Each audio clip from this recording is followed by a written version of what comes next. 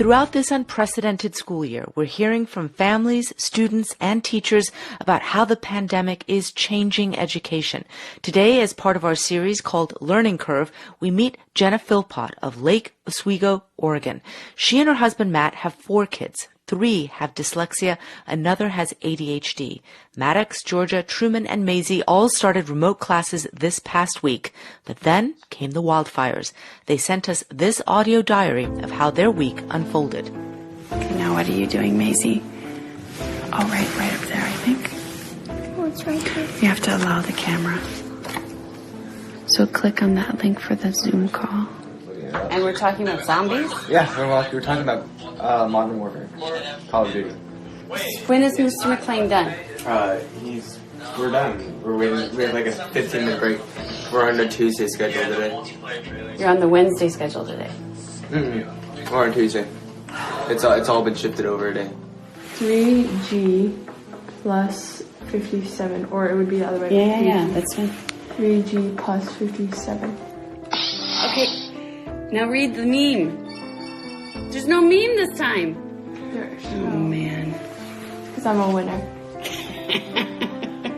Where did Jack Wilkes go? And falling out of power. So Truman has his dyslexia intervention in a few minutes. I told his teacher I have to get him off in about 3 minutes, and he's on a group assignment with another student, so I don't really know. I don't want to leave her hanging. My son has also made bacon in the middle of an ash and firestorm here, and so we can't open windows to get the smoke from the bacon out of my house. Hey, what are you working on? English. Why are you working on your English while we're evacuating? Because it's homework. All right, we're gonna go and I don't know, as soon as we can, okay? Okay. And we're joined now by Jenna Philpott. Welcome to the program.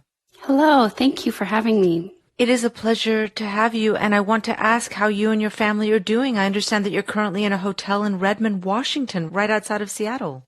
That's right. We're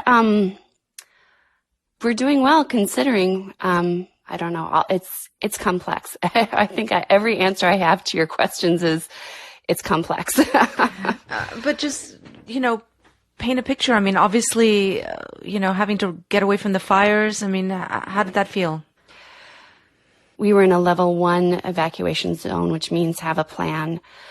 And we decided that our plan was to go sooner than most. Being stuck in traffic with kids with ADHD and dogs in the middle of the night, in the middle of a fire, wasn't something we wanted to do if we could avoid it.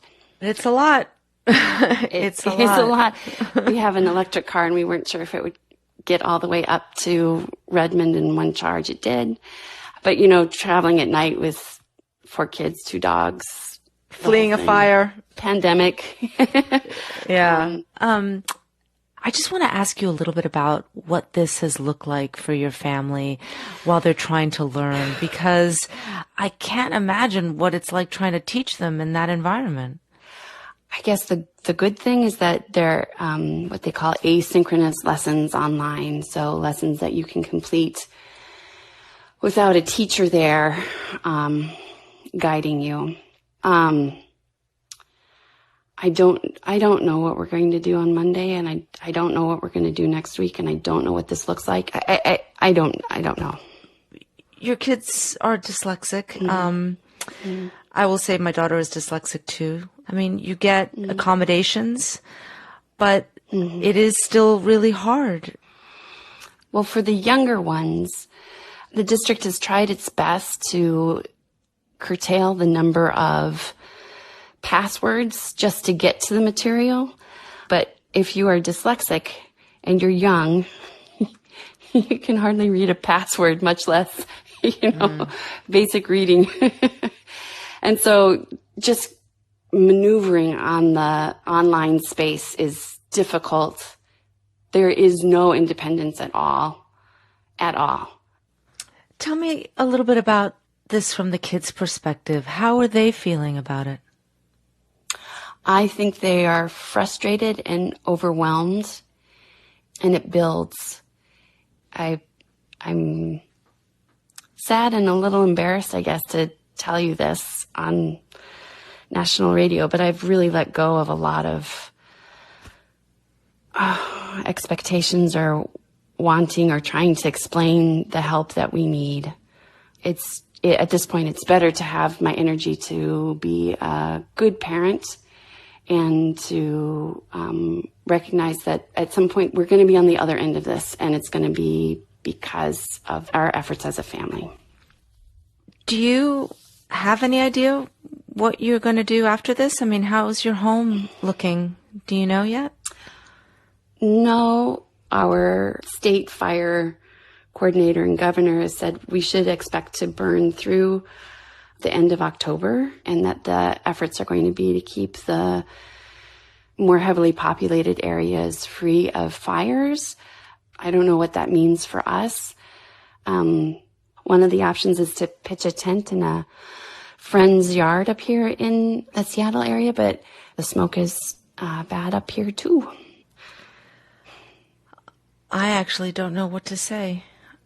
I am so I don't sorry. either.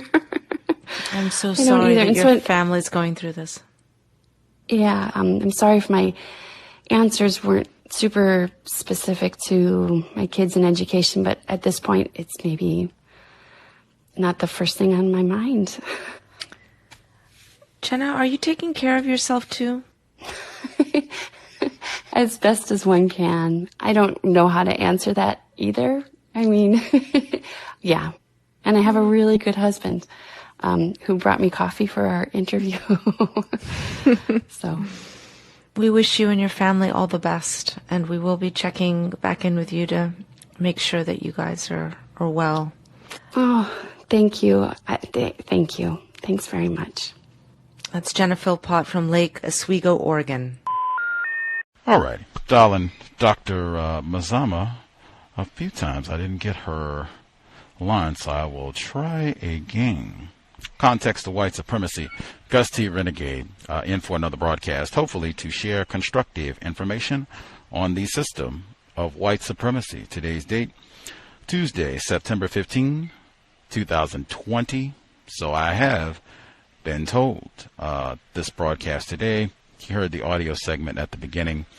I didn't have video, but I suspect the family that you heard from in Oregon likely would be classified as white, talking about their difficulties in relocating from the fire situation to get here to Washington State, Redmond specifically, which I thought was ironic, and they even included it in the segment because their fire is here, so it's not as though it would almost be like literally frying pan to the fire because there is no clear skies here, and all the rest of it has just continued to be awful situation worldwide.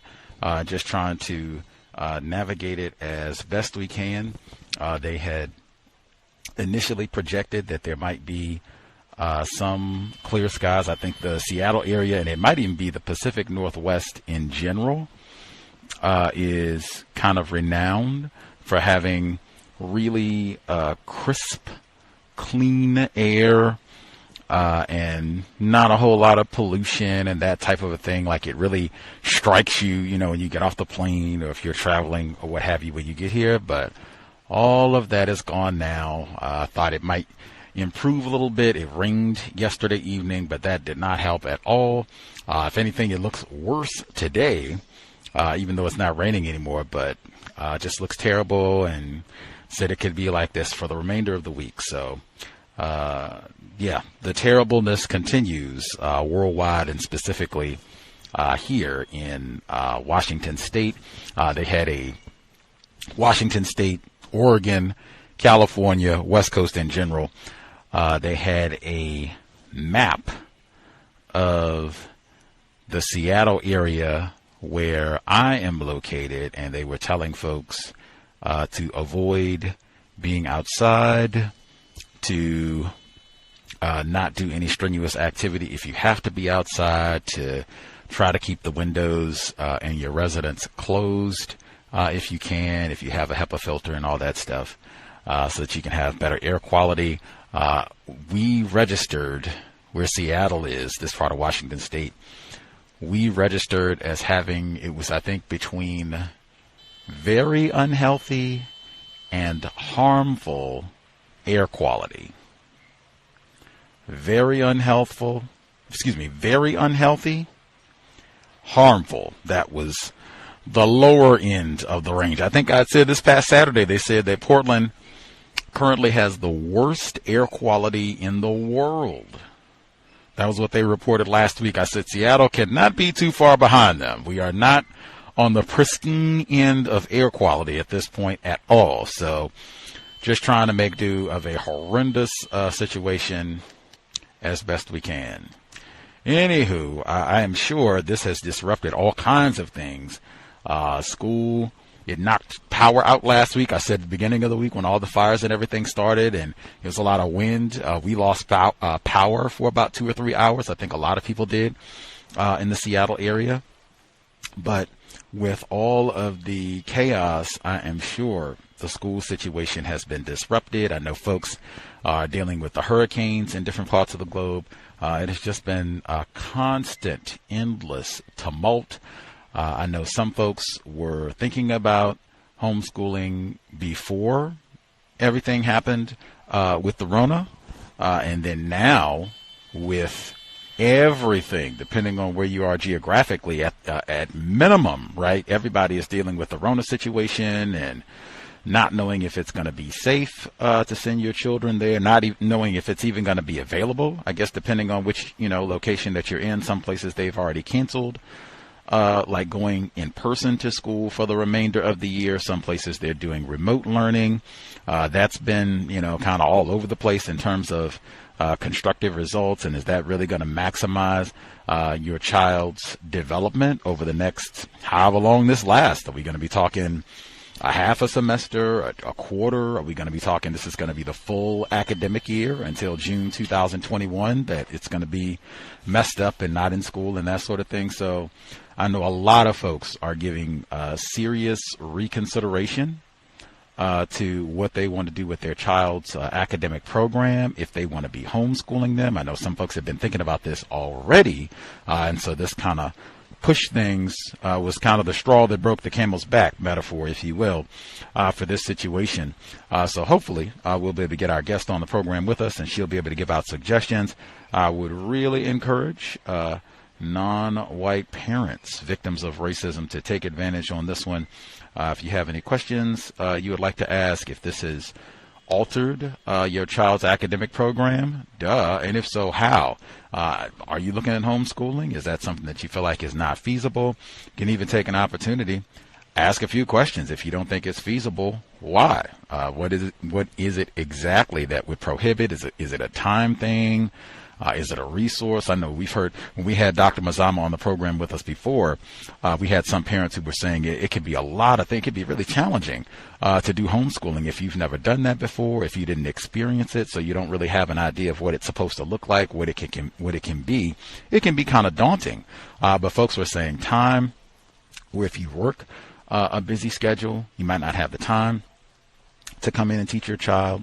It might be resources, feeling like you're kind of going to be all on your own and doing everything, that you're not going to have anybody to help you if your child stays in this, and now you got to be the one to teach them physics or chemistry and that sort of thing. Some folks feel like, hey, I don't exactly feel like pre-calculus is my strong suit. I don't really feel the most qualified to teach my child physics and that type of thing. Like, lots of those type of questions. I would say take advantage. I know Dr. Mazama addressed a few of those issues in terms of resources and how you can kind of depend on other people to help out if you don't particularly feel as strong in some subject areas, and the time component of it. Dr. Mazama, in addition to being an educator, working at Temple University in Pennsylvania. She homeschooled her own children. She has 3 children, unless I've been misinformed. So she also can relate to being busy. You have a full schedule. It's not like you're just going to be exclusively homeschooling your children and that's it. So if it's a time constraint, whatever it is, feel free, ask a question. We'll see if we can get Dr. Mazama on with us live. And in fact, if we have any folks who are already homeschooling, I know we have some COWS listeners who already, before the Rona, just the terrors of white supremacy, racism, and white female teachers was more than enough to encourage looking at different alternatives, independent schools, that sort of thing. So if you've already been doing that and just continued through, this whole health pandemic, then for sure you can dial in with that as well. If this hasn't really disrupted things too much, if this has kind of made you appreciative of having already had kind of a system set up that was independent of everything, public schools and all that, feel free to share too. In the meantime, we will try again. Let's see if we can get our guest, Dr. Mazama, on with us. Give me 1 second.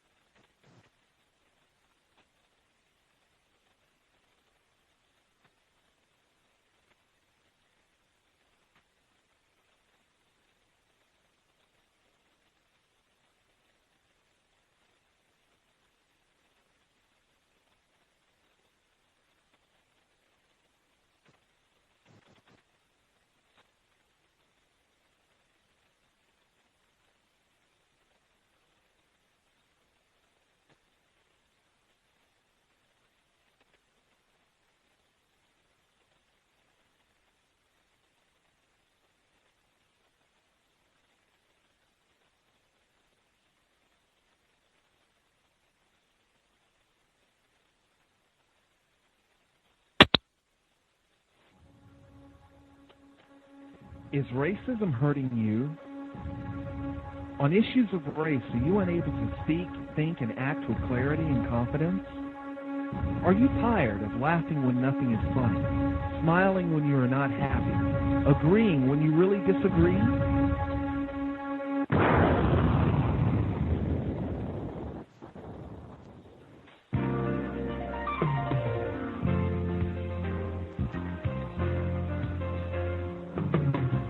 At counterracism.com, you can learn specific strategies and techniques to counter the behaviors of the people who practice racism in all areas of activity, using words correctly, following counter-racist logic, even counter-racist science projects designed to reveal what racism is, how it works, and how to counter it.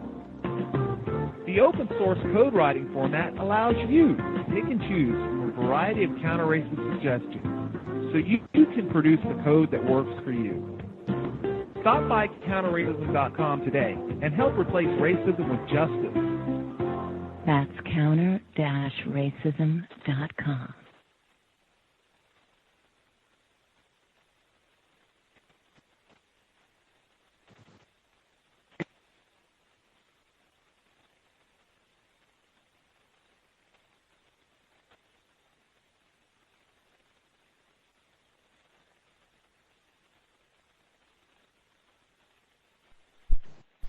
All righty. Try it again. I rung Dr. Mazama, and I got her voicemail, so I'll try one more time. I had emailed her, and we were all set to go, I thought, for the broadcast this evening. Hopefully, we'll try again and see if we can nab her on the line. I dropped her email as well, so hopefully we'll be all set to go. We were looking at Monday first yesterday, but she had, or I said, she is an attempted parent, so she had things with her offspring, so we moved it to Tuesday to accommodate her schedule. But Mr. on the phone line, again, like I said, was hoping to offer some resources, because I do not have children myself. But I recognize this has been an extraordinarily, to put it mildly, stressful challenging, morbid, unpleasant, confusing year. Can't believe that it's almost over. Just hopefully we can get through it. But a major component of that, I think, has just been the total disruption for school for a lot of children, just not being able to even have an idea of when this is going to be normal in some sense. I think I was seeing some of the reports for some of the children that are being homeschooled, that for a lot of them, I know some black children that were homeschooled years before all of this, and they have a lot of programs and things where it's not like you're just sitting in your room or at your residence all day long and, with your guardian, attempted parent, whatever it is, and just that's not the case at all for a lot. I guess it is for some people, but that does not have to be the case at all. And for a lot of folks, they have activities and things where they go out and still get all the physical activity and group things where you can go out and socialize with other children. And I knew some children, they had it would be like a kind of a every year event where they would go to this big indoor water park, and so it'd be all the children who are homeschooled in like a 60-mile radius would convene for like 2 or 3 days and have fun and hang out and run all over the facility and all the rest of it. So I mean, you get to do a lot of things depending on the type of homeschooling, the type of parents that you have that are in charge of your homeschooling. So even for a lot of them, it's been disrupted. Like they'd be going to the museum. I think Dr. Mazama, she said one of her children got interested in aviation, and she made that a part of his homeschool program. I think he got his pilot's license. We talked about that when she was on the broadcast in 2016, but she made that a part of their curriculum. She saw he was interested in that. Hey, right on, as opposed to doing something that you don't care about at all, that has no relevance. Right on. We'll tie this right into our science lessons, and wow, now you can parlay that into a heck of a hobby, if not career, that you can fly a plane. I mean, wow. Anywho, but if we have folks, you're already doing the homeschooling bit, feel free. You can chime in. If we have parents who have just kind of had their academic routine disrupted along with everything else this year, feel free. I'll give one more attempt getting Dr. Mazama on the program again. No. Didn't get any heads up. I checked my email, have that in front of me, and didn't get any sort of heads up about problem or anything. So hopefully she is well, family and everything is well. It's just been a rough year.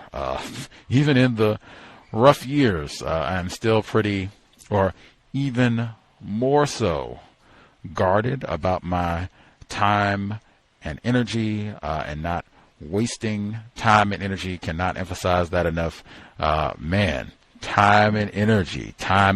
Value non-white people's time and energy, especially in the year of the rona. Man, we all have about 8 billion things we could be doing. Jeez. I'll give it one more effort, see if we can get Dr. Mazama with us on the cows. We'll be right back.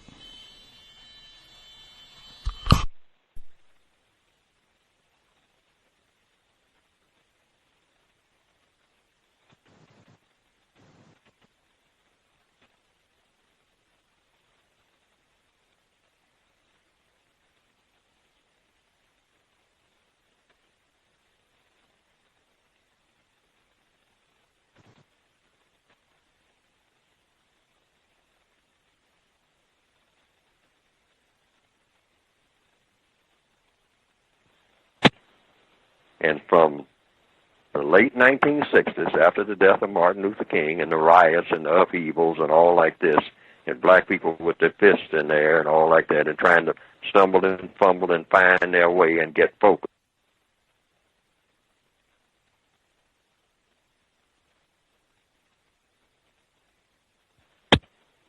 And from the late 1960s, after the death of Martin Luther King and the riots and the upheavals and all like this, and black people with their fists in the air and all like that, and trying to stumble and fumble and find their way and get focused, the white supremacists made a blueprint and put it in action. And that is, I'm going to have these people so confused, they don't even know what they started out to do. And by the late 1970s, they had just about completed it. And we've been on that ever since. And you mentioned something very important. They are more comfortable than ever. But see, it's like making gorillas comfortable in a cage, or monkeys, or pandas. You still got them in a cage, but they're comfortable. See, so give him some bling bling. It's like giving an animal a brand new car and training the animal to ride up and down the street in it. And then you stand back and point at the animal. Like one white man said in the late 1950s. He said he doesn't care what kind of car a Negro has. He said he's still a nigger. And when he rides by in a shiny car, to him, it's just a monkey in a car. White people built a car, put a monkey in it, trained the monkey to drive the car, so now you're looking at a monkey in a car. See, but black people don't see themselves that way. But this is how the white supremacists see us, and they are the ones who run our business. And we have to know that when they look at us, that's what they see. That's what they see. That's what they see. And at a subliminal level, what they see begins to spill over into our brains so that we, at a subliminal level, see each other that way. And indirectly see ourselves that way.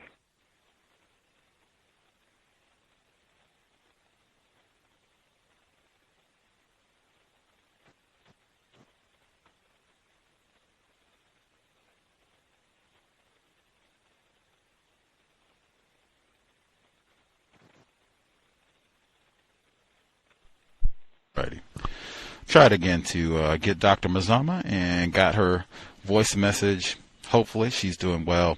I didn't get a message or anything like that from her. I have my email here. Didn't get a phone message either. I tried to ring her and emailed her as well and did not get a response. So hope she is well. Again, I am a bit more than you all know, like, ooh-wee, vicious about my time. Like, man, vicious about my time.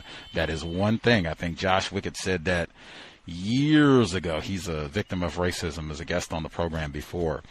But he said that is one thing we can do to work against racism, white supremacy. Value non-white people's time the exact same way that we value white people's time.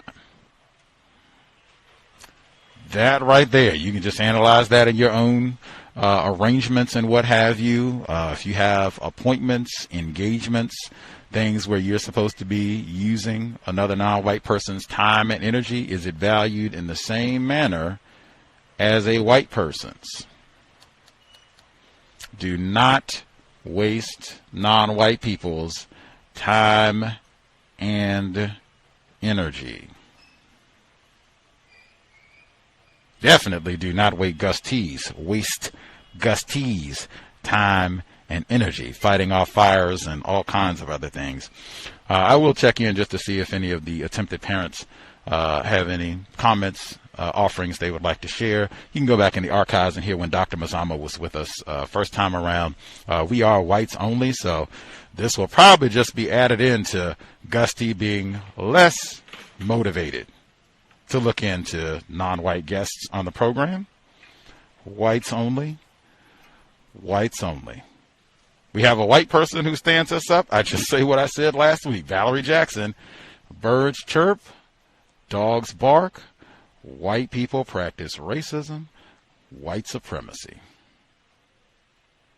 Whites only on the cows. Whites only on the cows. Whites only on the cows.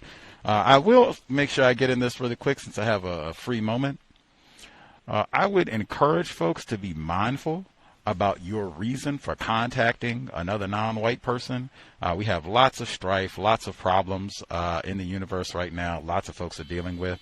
Man, oh man, it should not be I'm looking at this moment to contact another non-white person, another black person, just to be discourteous, because I have had a whole lot of that, really, just since the Rona, the last 6 months. People who do not speak to me, they're not Cal's listeners, like we don't have a rapport, who are contacting me just to be discourteous. They don't agree with a viewpoint on racism, white supremacy. What have I been saying for 12 years? So what? They don't agree about the Rona. So what? I do not go around harassing people because I have a different view than they do about the Rona, white supremacy, racism, a book that we're reading, or anything else. I present my views. Leave it at that. Say the same thing. I could be wrong. VGQ. Keep it moving. Do not contact non-white. We're supposed to be trying to minimize conflict with other non-white people. You already have a whole lot of people who are disgruntled, impatient, already super dissatisfied with about 8 billion different things this year. There's no reason to add to that by contacting another non-white person just to be spiteful, just to tell them they don't know what they're talking about. There's no reason for that at all. I think we talked about that for years here, at least, many times. Non-white people, victims of racism, are not contacting another non-white person to learn anything. There's no sincere effort to listen to what you have to say, what views you have. It is, when is this coon going to stop talking so that I can let them know you are a coon and don't know nothing? It's a whole lot of that. And I would think with all the stress and strife that's happening right now on the planet, we have time and energy, same thing. I would think we have greater respect for our own time and energy. Like, surely I have something better to do than with my time and energy than to be discourteous with another victim. Surely I have something better to do. Even asking, how do we solve the problem of racism, white supremacy? A question like that, I have seen, generally is not asked with any sincerity. Meaning, if a non-white person knew how to solve this problem, we wouldn't have it. All I can assume is there is no non-white person who has an answer to this problem, just following logic. Myself, Dr. Welsing, Mr. Fuller, no one. We wouldn't have the problem. That's just following logic. No problem. We're still learning, still trying to figure it out. What I see, you have a whole lot of folks. You'll see a non-white person sharing about their views on racism, white supremacy, and it's just, so what should we do to solve this problem? And when, of course, the person, I don't really know. I'm still thinking about it. I have a few suggestions, but I don't know what should be done to solve this problem. Oh, see there. Got these old talking ignorant things. If that's your only reason to talk to this person, is, oh, you don't know what you're talking about because you don't know how to solve this problem. Well, you don't either. Really make an effort. Think about, am I talking to this non-white person just for some conflict, just to disagree, just to tell them, well, I don't agree with this, and I don't agree with that. And further, I don't think you know what you're talking about. Is that the only reason that I'm talking to this person? We're not looking for consensus. You don't have to lie and say that you agree with somebody when you do not. You certainly will see a whole lot of non-white people, Gus T included, saying things that are inaccurate, promoting views that are not logical, even though we should all strive not to do that. That is not a reason. That should not be my immediate cue. Oh, I got to let them know. Get them told right quick. Really resist the urge to do that. We'll pause there. If we have any parents have a thought they would like to share as we're on, again, was hoping to give out a few tidbits, suggestions, resources for parents that are hanging in. Let's see.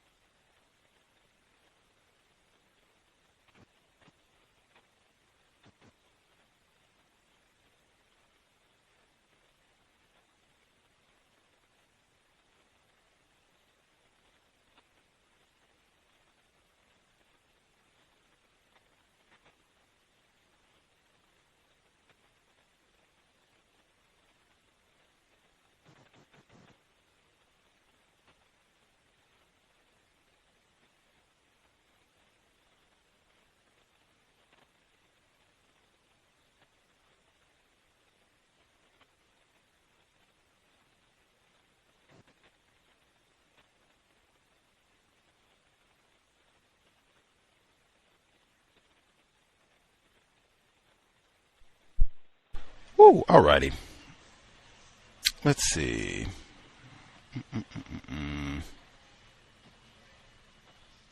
Check in.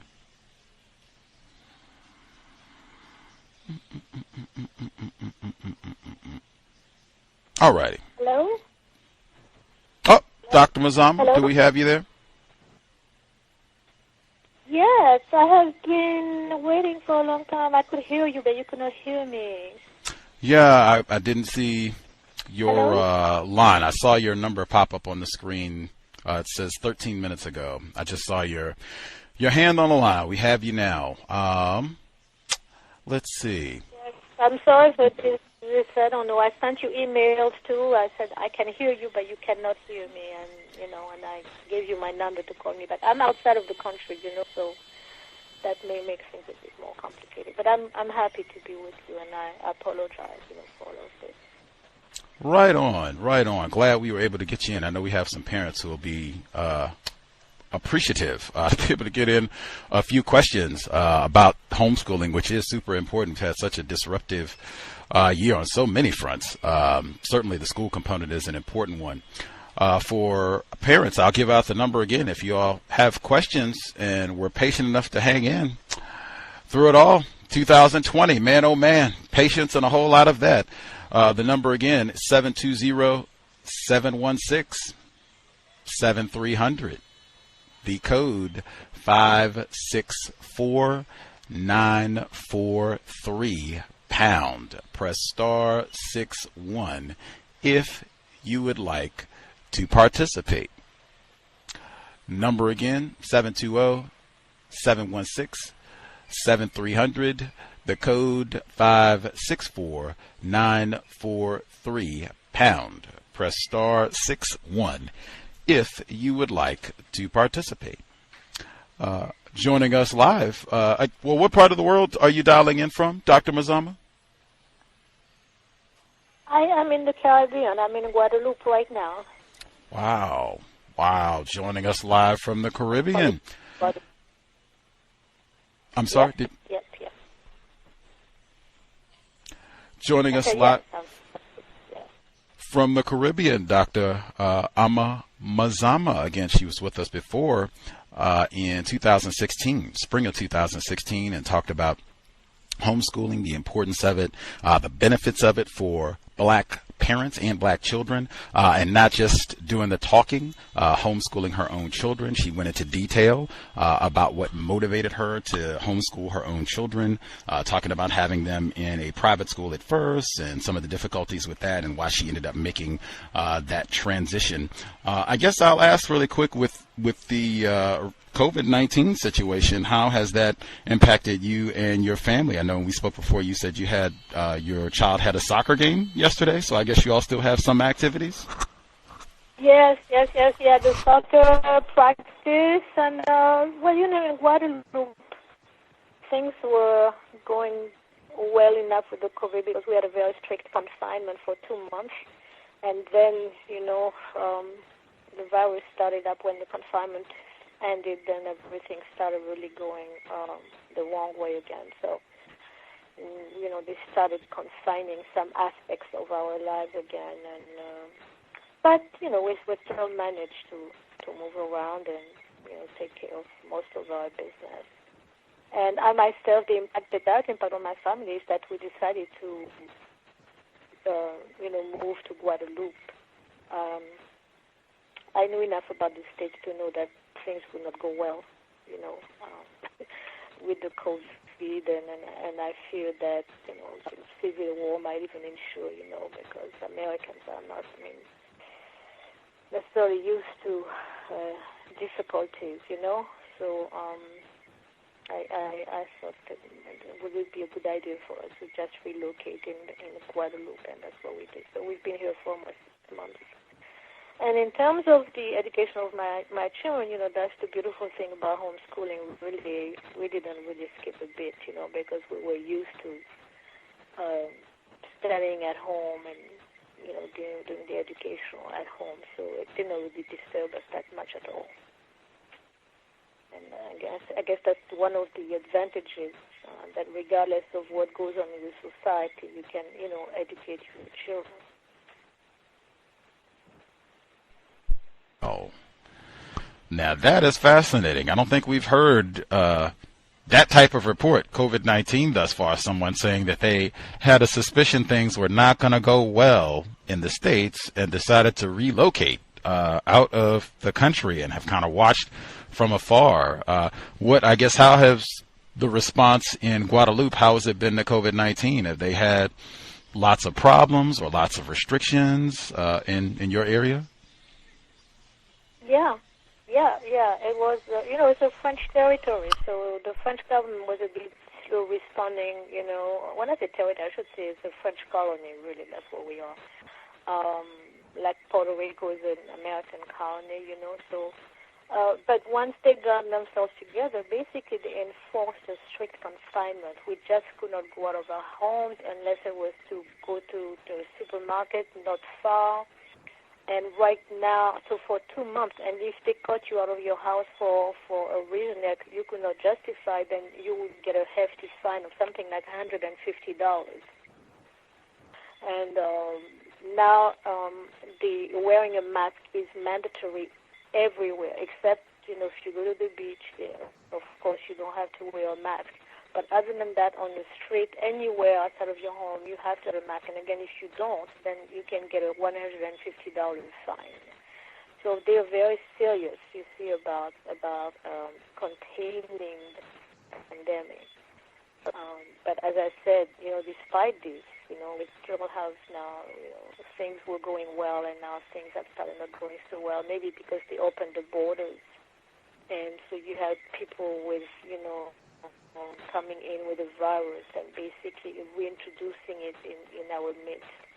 So that's not so good. But, hopefully things will abate a bit.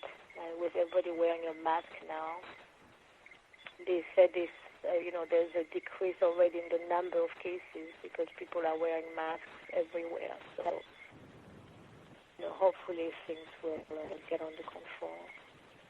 But unlike the U.S., they will enforce the confinement and enforcing the wearing a mask. It's not like, whether you feel like wearing it or not. And I want to say it's difficult because it is hot here. This is a tropical country, so wearing a mask all the time can be really overbearing, so sometimes we can't even really breathe. And but we still have to do it, and we do it. Oh, okay.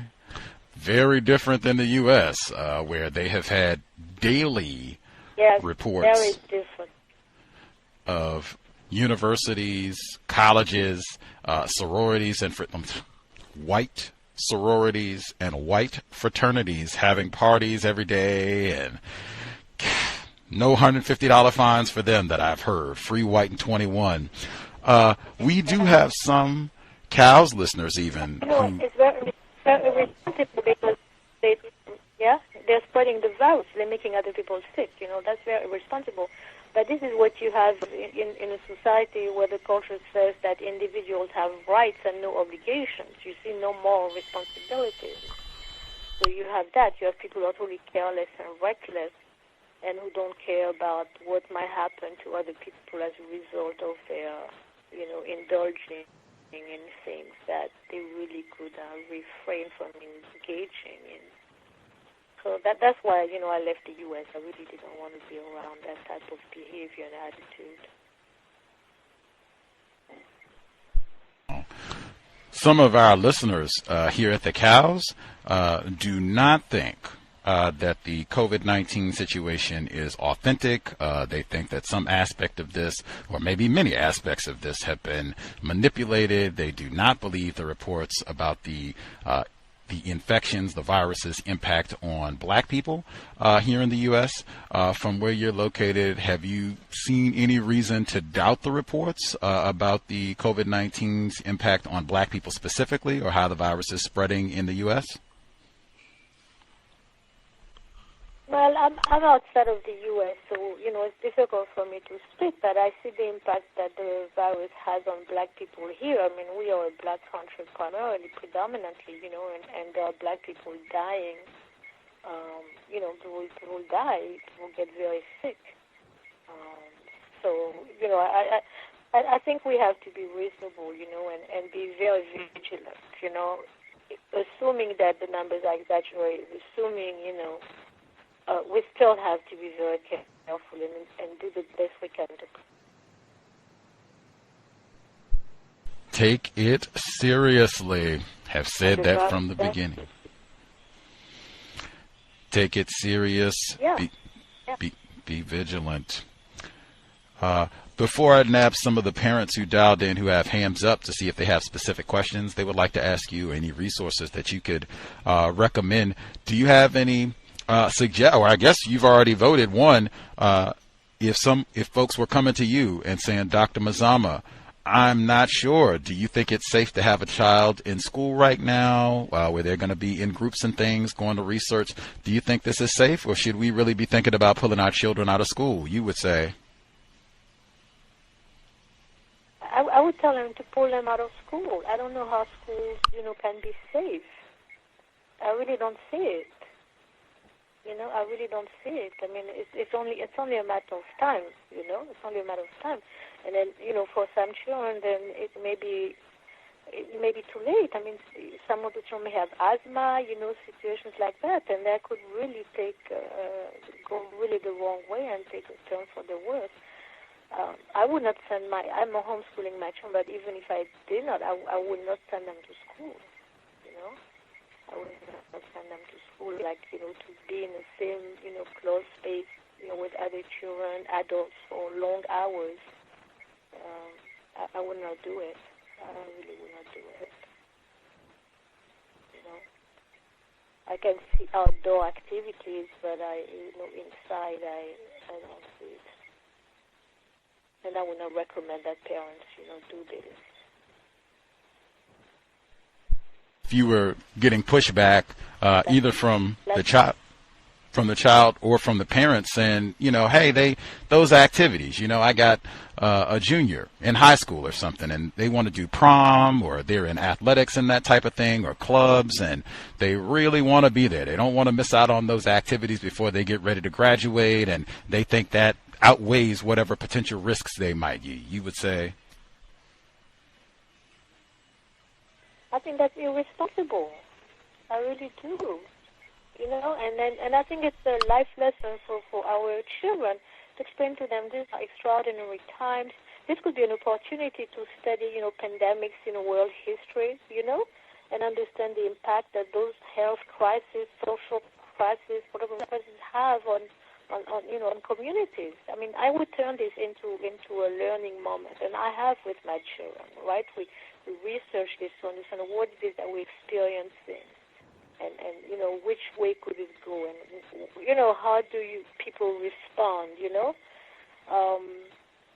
because life is a lesson. That's the greatest lesson we can get from life itself. So turn this into an opportunity. But I mean, what is a prom? I mean, what is a club? I mean, when you think about how serious and the implications, the long-term implications this will have. I mean, just the fact that we spend so much time in front of screens, one of the reasons I was a bit late is because I was teaching. I'm teaching now online. I teach at Temple University, and all of the classes are online. And it really changes the relationship. It changes the whole, experience, teaching experience. For a professor and the learning experience, I'm sure, for the students. But I'm pretty sure that even when the pandemic is over, that this mode of delivery will remain, And so there are changes that are taking place before our very eyes, and that we should pay attention to, instead of thinking about things that are really, in my opinion, quite silly.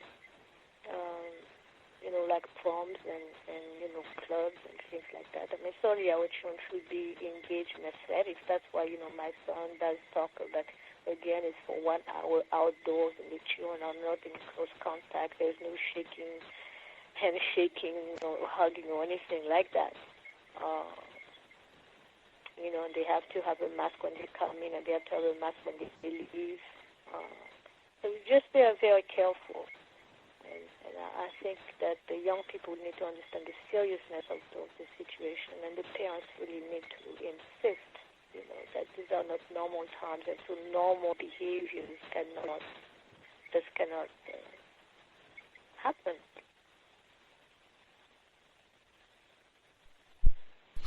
Logic from Mother and Dr.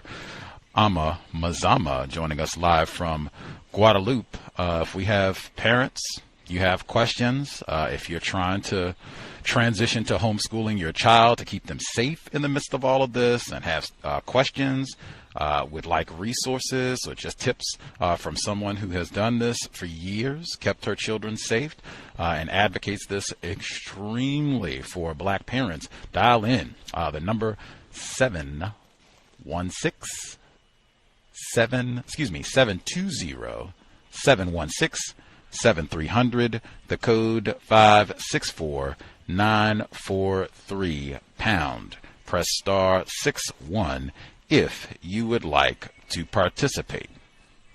Number again, 720-716-7300, the code 564-943 pound. Press star 61 if you would like to participate.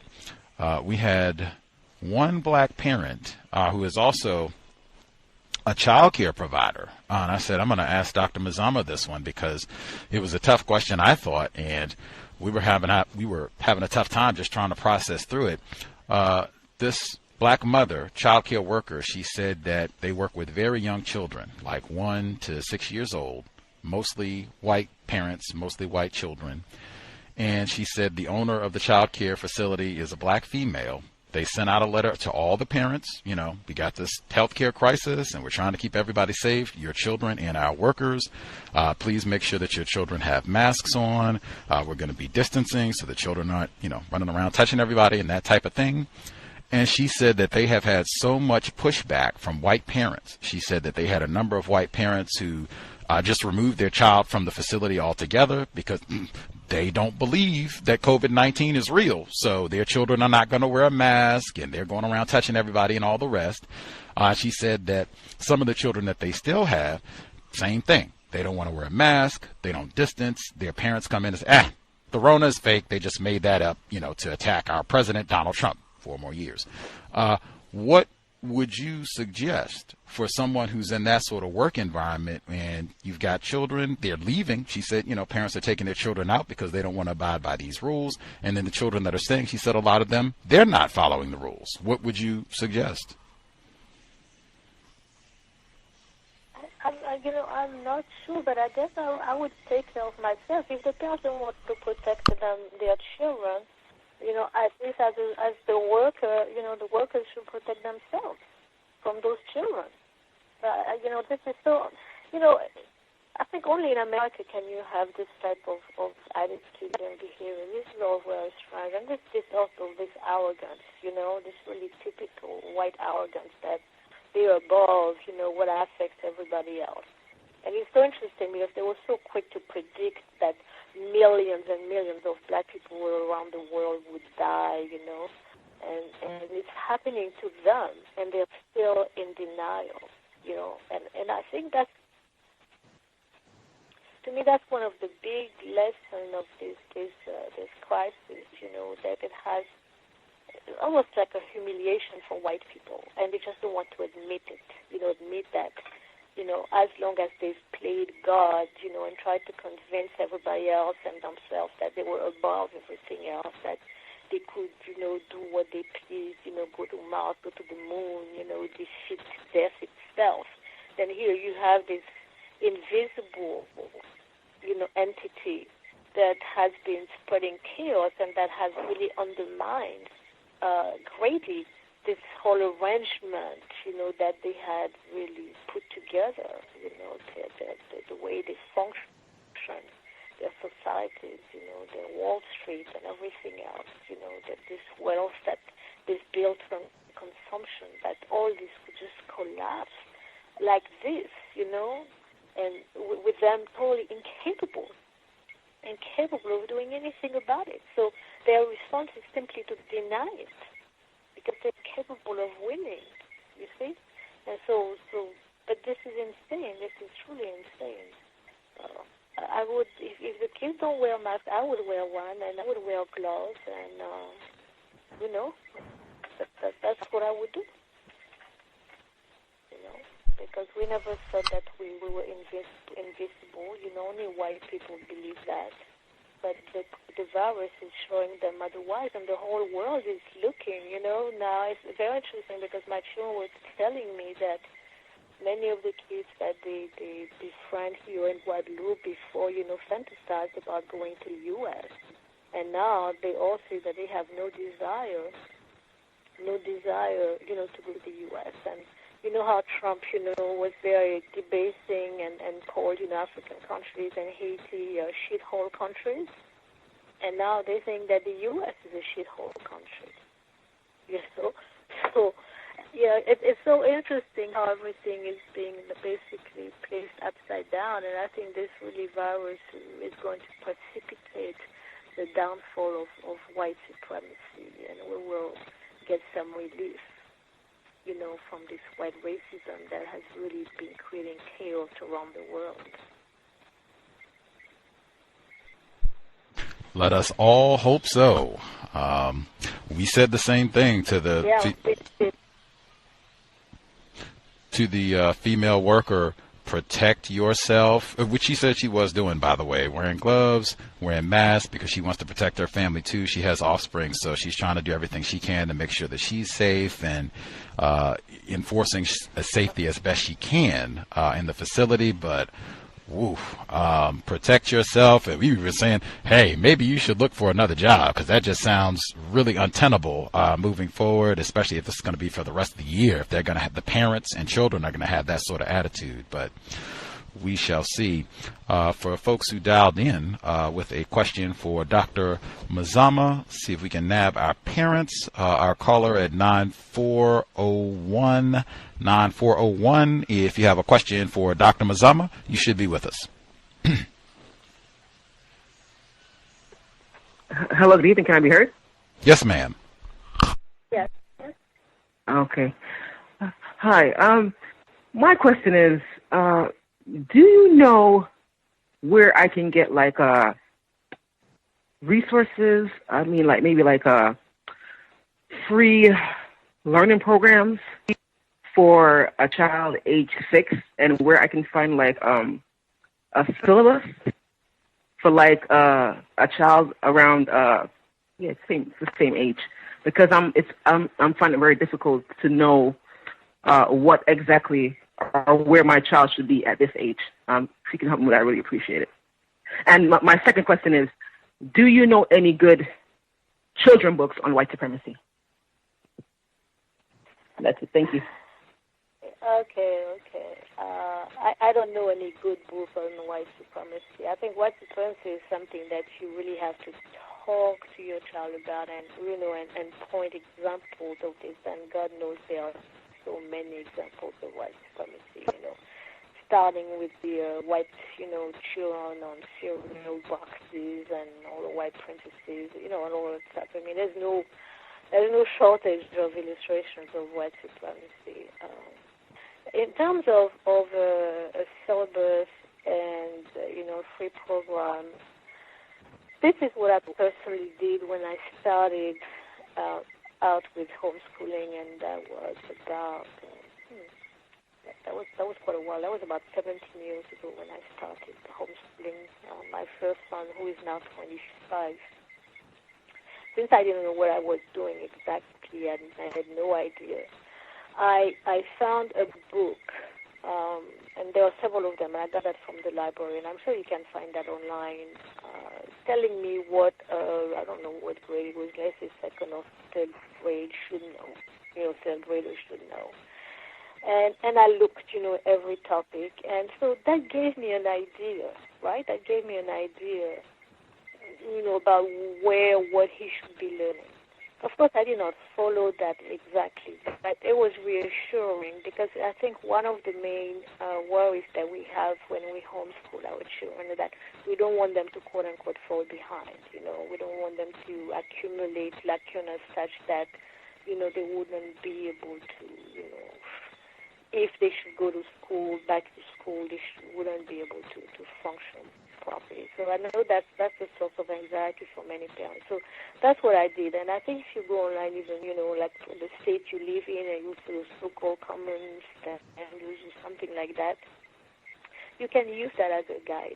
But remember, the beautiful thing about educating your child, and I don't even like to use the word homeschooling so much, but I think there's a difference between schooling and education. And we're really trying to give an education to our children, not to school them. Otherwise, we would send them to school. But, you have a lot of freedom. So I know that I just use that as some type of guideline. But I knew, for example, my child had to learn to read, right? He had to read. So, but they didn't tell me what he had to read. That's when, the power of medication comes in, because you can choose what your child would read. And I made sure that my child read books written by people who looked like him. And that in the books, there were children's books that the illustrations, portrayed black children like himself. And, lots of African story books. There is no shortage of that. So I really went out of my way to find, those books. And so on and so forth. So the history, they had to do social studies. Then, you decide what it is that is important for you, for your child to learn. Like, I'm giving you an example. I'm homeschooling or educating my last one. Now he's 15, and he told me he was interested just in a conversation that he was asking about poo, and I said, then we'll go to study poo, and so. He's doing a research project on the coup that took place in Mali a month or so ago, and he has to give me a report on Thursday so we can discuss it. And so you really use this time with your child to really create your own syllabus. You create your own curriculum. Right? What is important for you? What do you think your child should know? And what does your child say that he wants to learn or she wants to learn about? It's very important as well. I've always been extremely attentive to my children in that regard, because I know that if this is something they're interested in, then the whole learning process will be extremely pleasant, pleasurable for them and for me as well. And they will remember, because, again, they are interested. So there is no free program that I know of, and I would not encourage you to look for one either. I would encourage you to make up your own program of studies for your child. And there are plenty of resources out there, especially on the internet. I mean, there's plenty of stuff. And you type a type of topic, and you'll see so many things come up, and you have to sort through, see what you want to use, not use, and so on and so forth. So it takes a little time, but in the end, it's definitely worth it, because it becomes a very beautiful journey that you take with your children.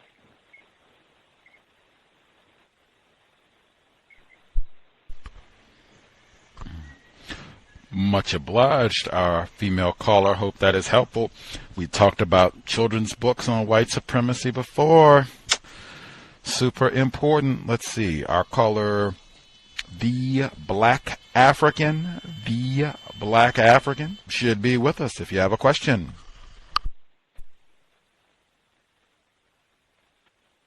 Yeah, I have a couple of questions. I was wondering. Well, thank you, guys. Thanks for taking my call. I was wondering about when to, education as a whole, when to talk with and how to talk with your offspring about education as a whole. For example, let's just say they're doing math, like certain concepts in math, like how the exams are made and how it's really like, basically it's like a white supremacist education system, but at the same time not discourage them. When do you, like, did you tell your kids about that, and when did you do that, and how did you make sure not to discourage them from being, or like from pursuing education or education excellence? Well, I thank you for your question. I think I explained, the good thing somehow is that all of my children actually went to school. They wanted to have that experience, and I thought that it would be much better if they had it.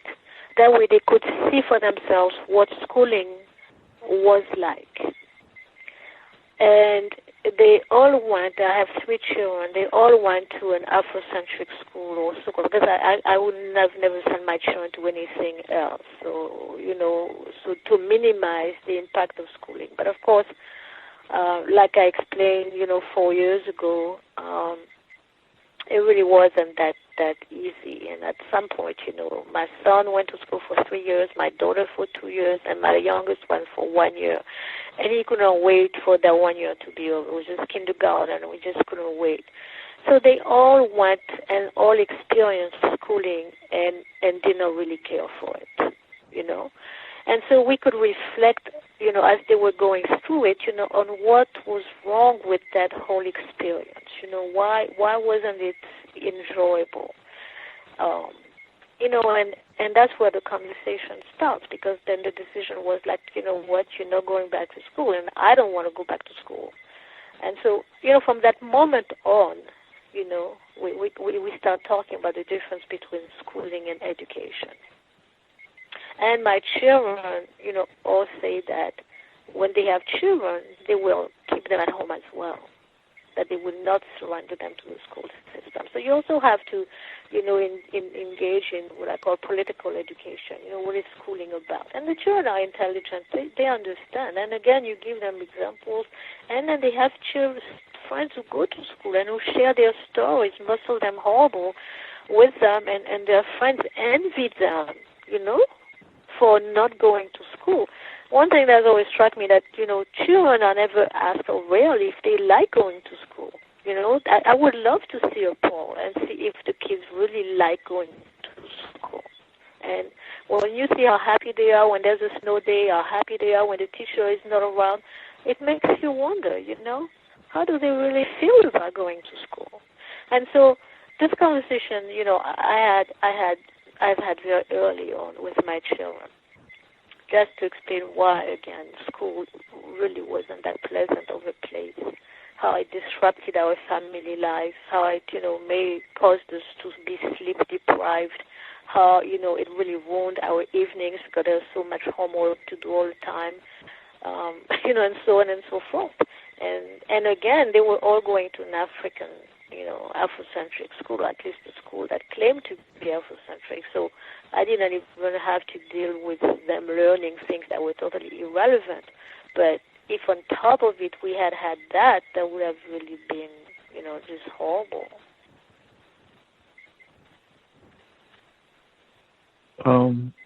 Thank you so much. Have you been to Haiti? I go there all the time. Okay, I have I guess I'm wondering, maybe a few years back I went to Haiti, and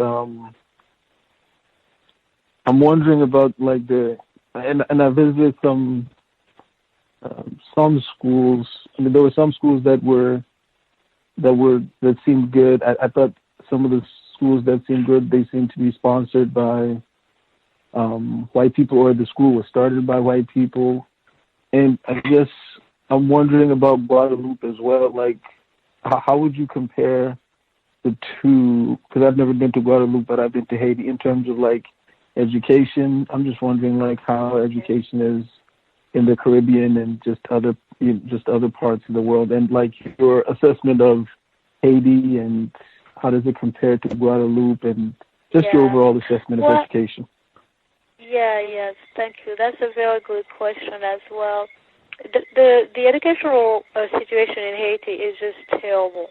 It is just terrible because 90% to 95% of the schools in Haiti are in the hands of Christians. And most of those schools are actually funded, by white, missions. The curriculum is totally dislocated. It's just terrible. It is just terrible, and that's why my organization, Afrocentricity International, we started an Afrocentric school, or we don't want to call it a school, we call it a learning center, and it's a holistic learning center.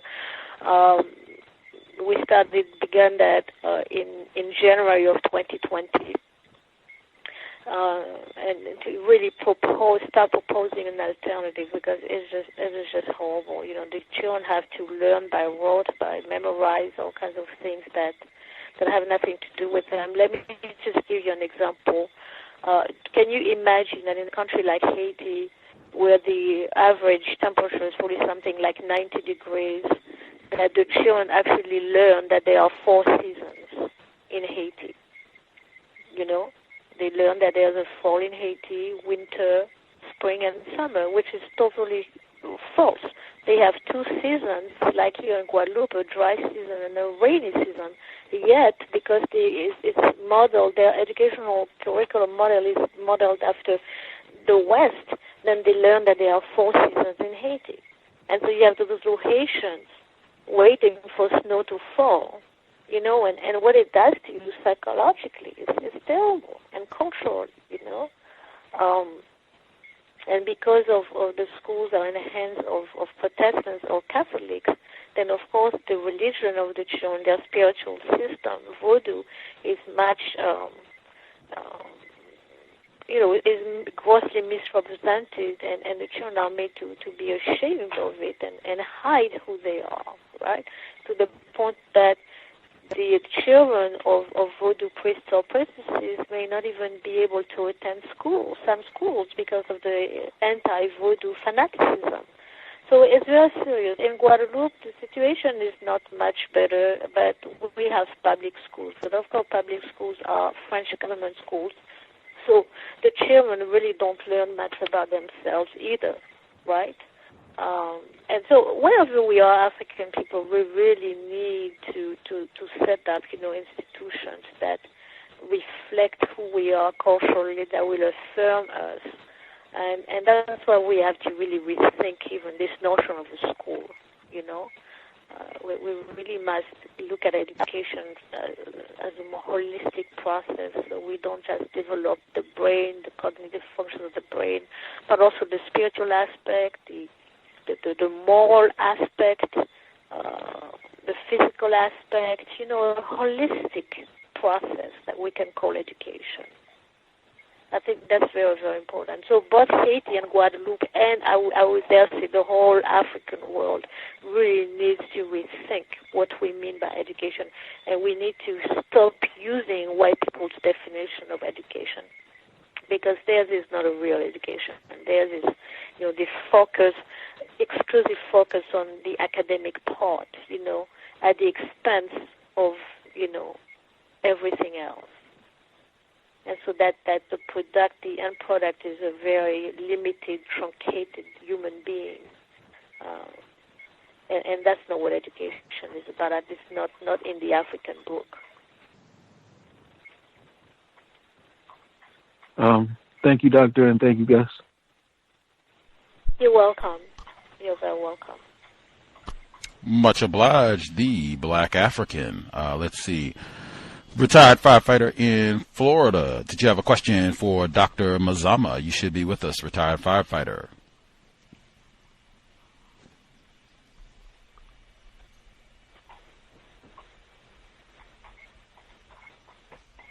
Greetings, Gus. Greetings to the guests. No, I don't have any questions. I'm just listening in right now. I do have a student, but he is on the collegiate level. But I just would last lastly say that I would have seriously considered it if he was in grade school during this point in time. That's for sure. And I would be getting some firsthand advice from the guests. That's for sure. Yes, thank you. Much obliged, retired firefighter. 9029. Did you have a question for Dr. Mazama? Yes, may I be heard? Yes, sir. Yes? Yes. Greetings, callers and listeners, and greetings, doctor. One of the two questions. One of them being, it's been difficult keeping my son focused when he's on his laptop. I've noticed that he tends to drift a little bit and start to, as they say, for lack of a better analogy, like go down the rabbit hole. Like he'll start looking at YouTube videos, he'll start wandering off looking at pictures and images, and I tend to have to be literally over his shoulder quite often, making sure that he's not drifting and going off task. That's one question. And the second one is physical activities.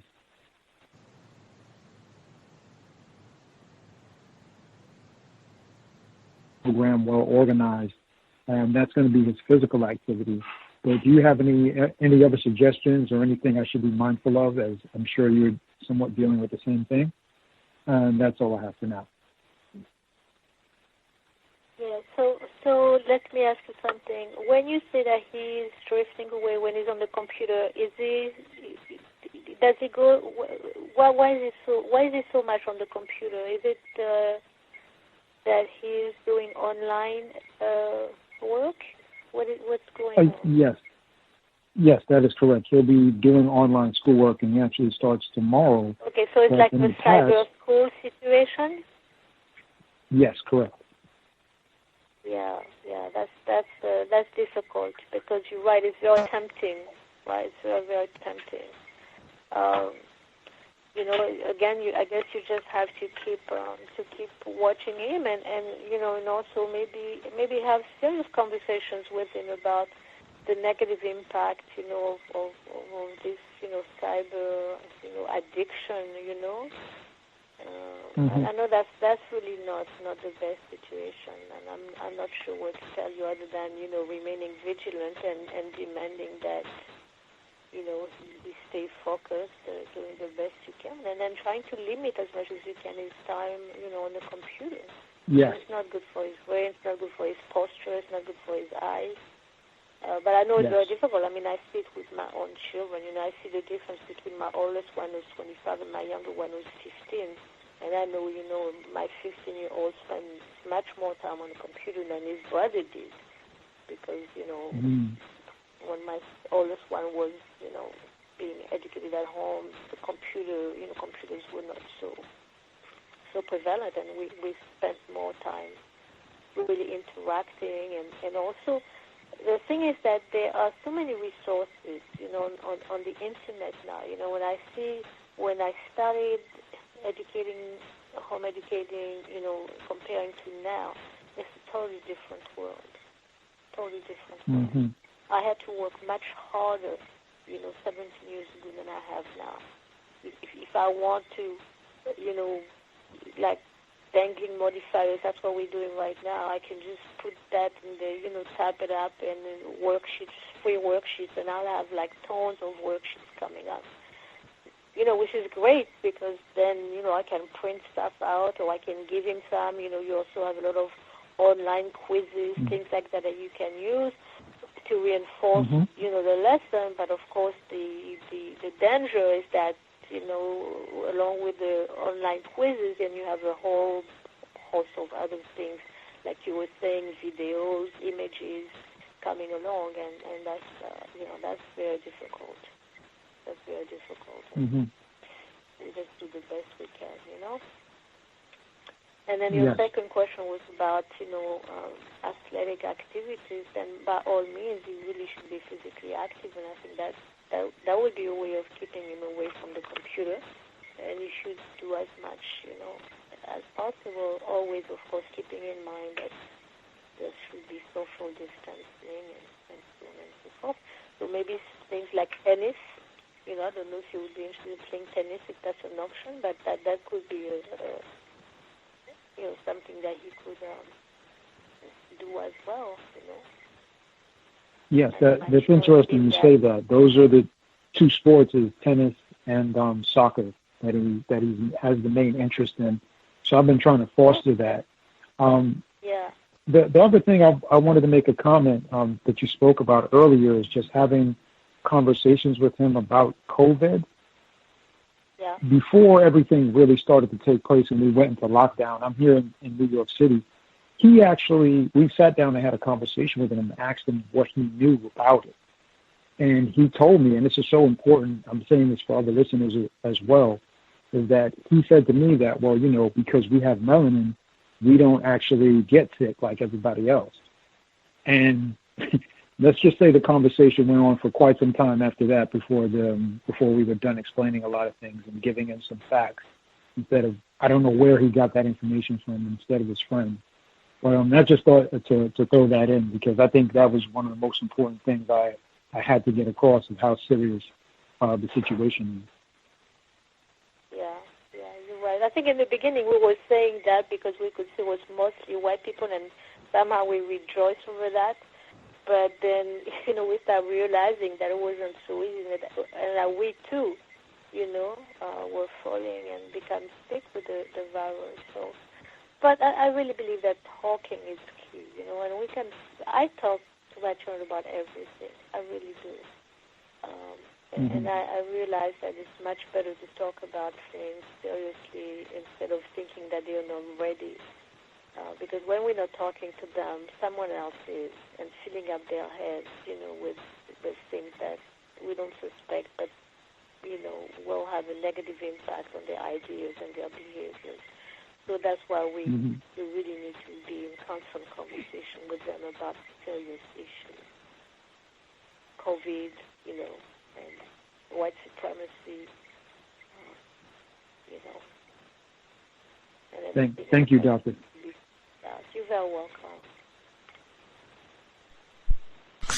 Context of White Supremacy. Much obliged for your caller, sir. If any other parents, if you have questions, you want to make sure you get in. Suggestions, craziness that we're dealing with to help your child maximize their academic development. The number is 720-716-7300. The code 564943 pound. Press star 61 if you would like to participate. Before I nab some of the other folks, that screen time component I just wanted to touch on that again. I think that's really critical. I know before all of this, people had talked about, watch that screen time, really important, and get them outside and that sort of thing. And I mean, now it seems like the total opposite. On the West Coast, you can't go outside at all because of the fires and the air hazards and all of that. But even for folks who are not here, if they're doing the remote learning, it seems like it's going to be a lot more time on a screen, if it's the Zoom calls and all the rest of it. Just can you talk if that ends up having to be where that's going to be for some children? I'm sure that's what their calendar year is going to look like for school from now until June. Being at that screen, being at that tablet, typing away, or Zoom conferences. Just can you talk about what type of impact sitting in front of that computer for 6-7 months could have on a child? Yep. It is a terrible situation. And that's why we really have to make a concerted effort to be physically active and do other things with our children. We can dance, can sing. We can do many things with them. Talk to them. Talk with them.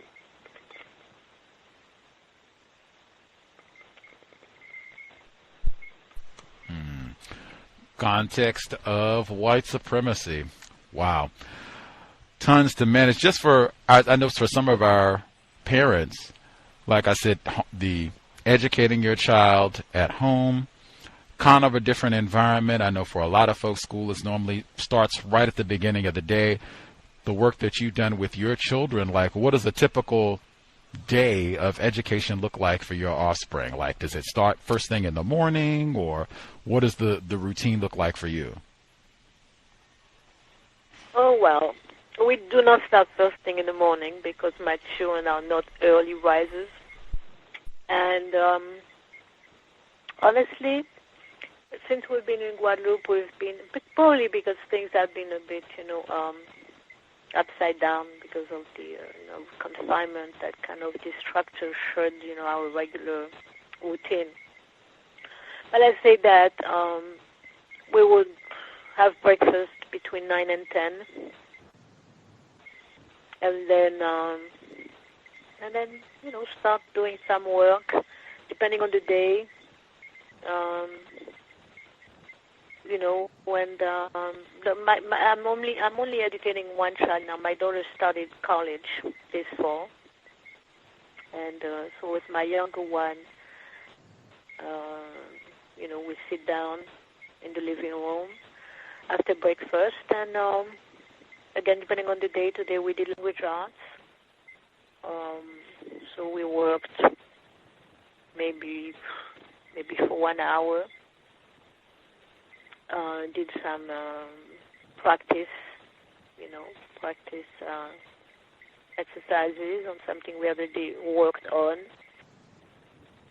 yesterday, and then I gave him the rest of the day to work on some projects. As I was saying, he's doing research on the recent coup in Mali, so he has to give me the report on Thursday, so I gave him time to work on that. He's also reading Black Skin, White Masks. We are due to discuss the third chapter. We've already discussed chapter 1 and chapter 2. So on Thursday we will discuss the interracial relationships between black men and white women. So he has to read that, so we can have a discussion on Thursday, and then. He also submitted a poem for a writing contest, so he worked. I gave him some time to do this. So, he's very autonomous, and he's also working on the vocabulary because he's going to have a vocabulary quiz on Friday, so he was, working on that. So, it's not like we sit down and for hours and hours on. We do some work together. And then, he knows what he has to do for the rest of the week because I give him deadlines, and so that's how our days typically are. Loosely structured, but there's a lot nonetheless going on and happening. And then he wanted to go out and ride his bike later on in the afternoon, and he did that. He went for a bike ride. And then I think he's in his room now doing some reading, and that's the way things go.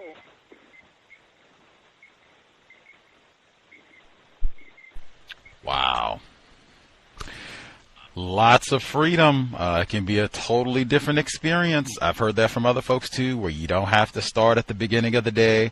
I remember that myself, having to get up at 6 o'clock in the morning, 7 o'clock in the morning, all that, missing out on quality rest and being tired the first 2 classes of the day. Yep. Like, it can be a totally different experience.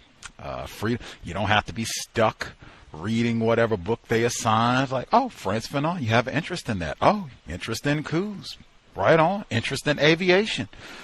Totally tailored. It could be totally way better. For your child, where they can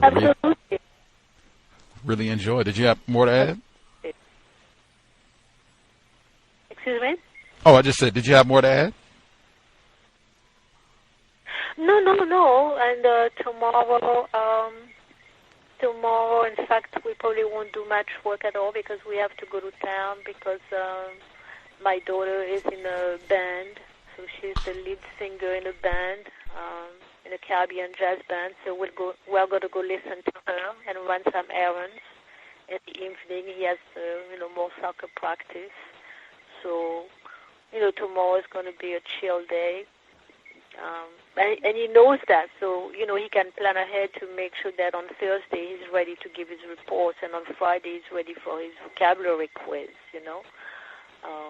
So I personally like it like that. There's no stress, there's no anxiety. Learning is not something that is forced down your throat. It's something very natural, and we have a lot of conversations about everything, because we eat meals together. We have the time to cook meals.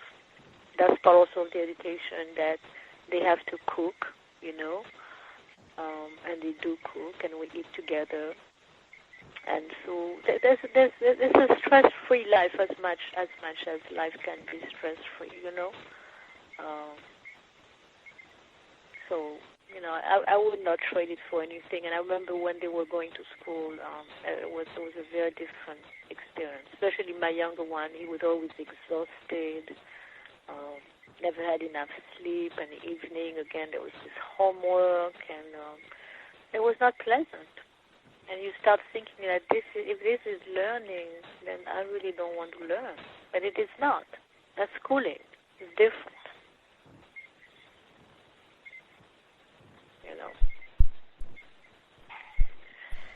Context of white supremacy, massively important. Our guest, Dr.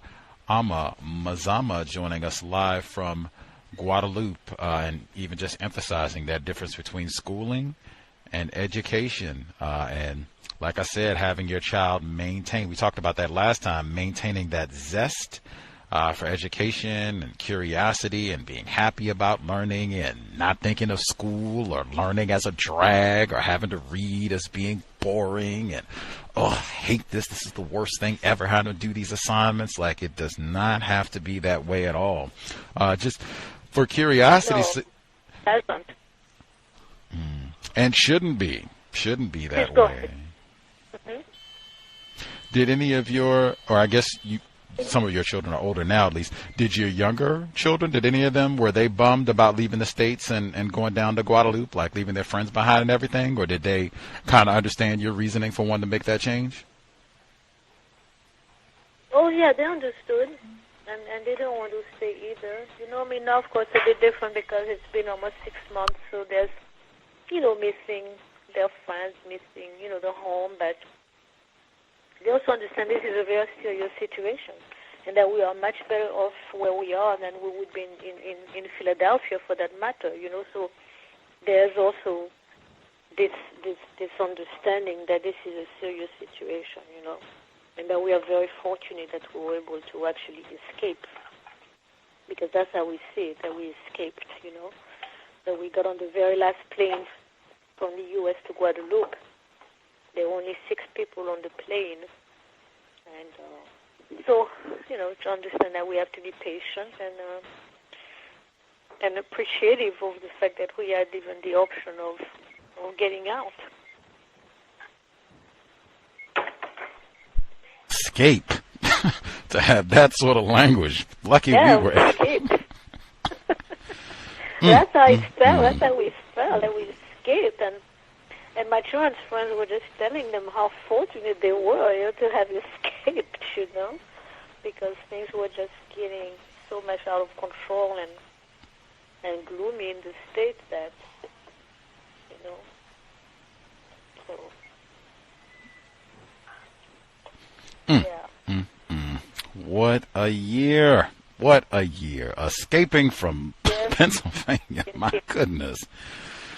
Context of white supremacy. Did any other parents that dialed in have any questions, or folks got their questions in, got their queries in? Any other tips, suggestions they're hoping to nab? Hi, can I be heard? Yes, ma'am. Hi. Thank you, Doctor, for your response earlier. I have another question. When I was growing up, learning was not. It was not something that was enjoyed. It was not something that was fun. So it's kind of really hard to, I would say, deprogram myself to make learning fun and enjoyable, seeing that was not my experience. Can you give me any advice on how I can do that, deprogram myself? Because I find that at times it's very frustrating. It's very stressful to teach, as a toddler, attention span, focus, stuff like that I think is important, focus on your schoolwork and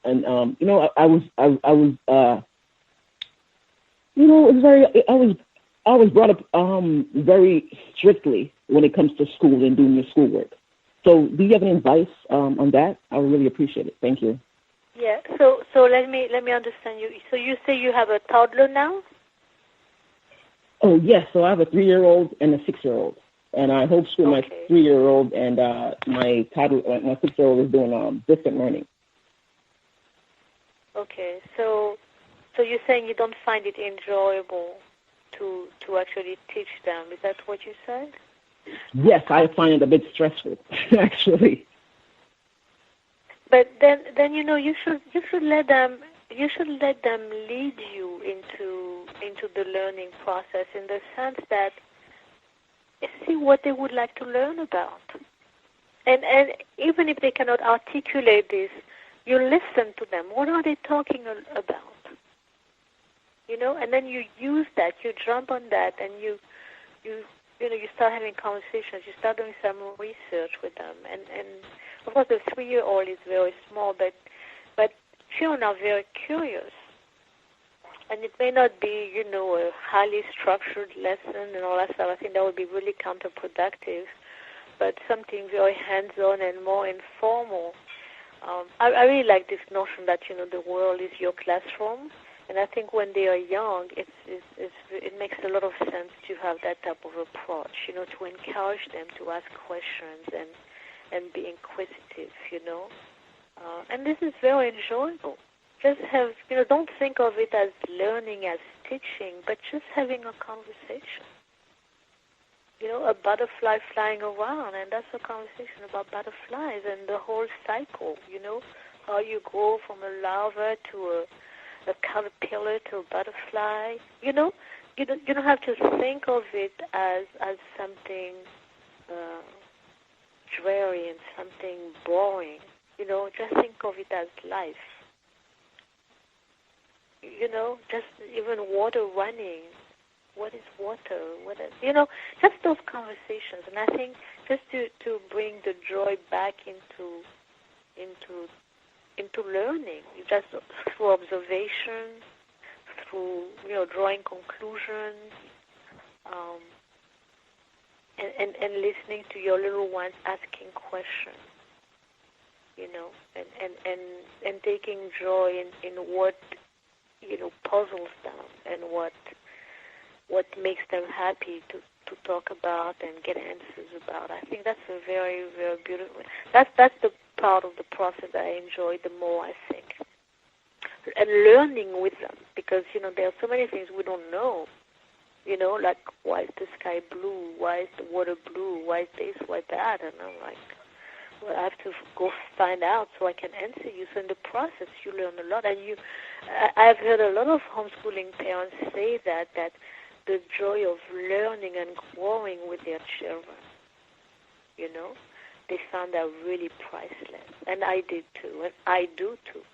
Like I'm looking forward to learning about the coup in Mali, and my son is going to teach me, and I'm going to learn, and we'll ask more questions. He probably have to do more research because I have questions that he cannot answer.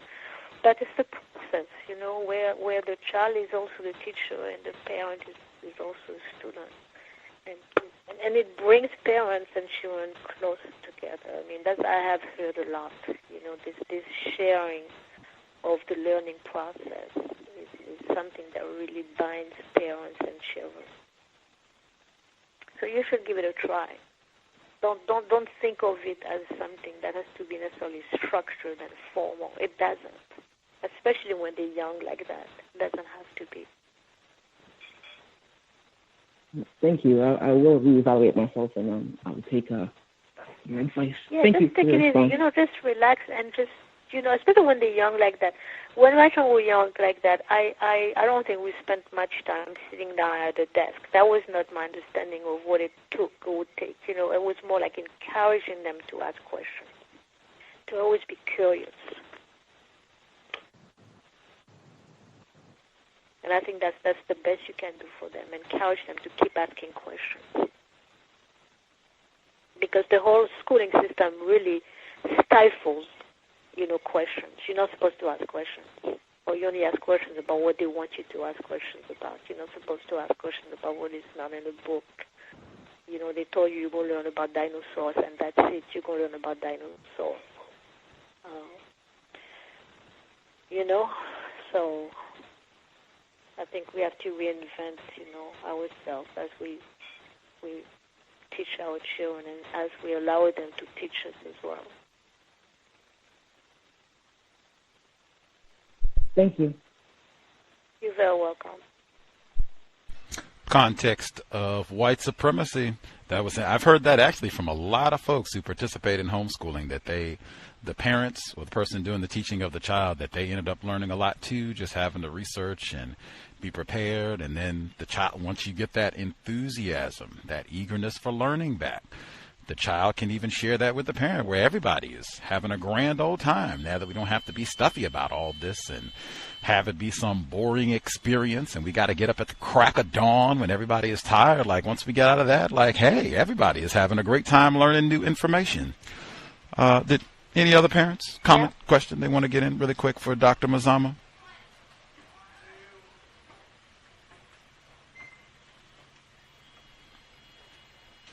We nabbed everyone, or everyone got their questions in?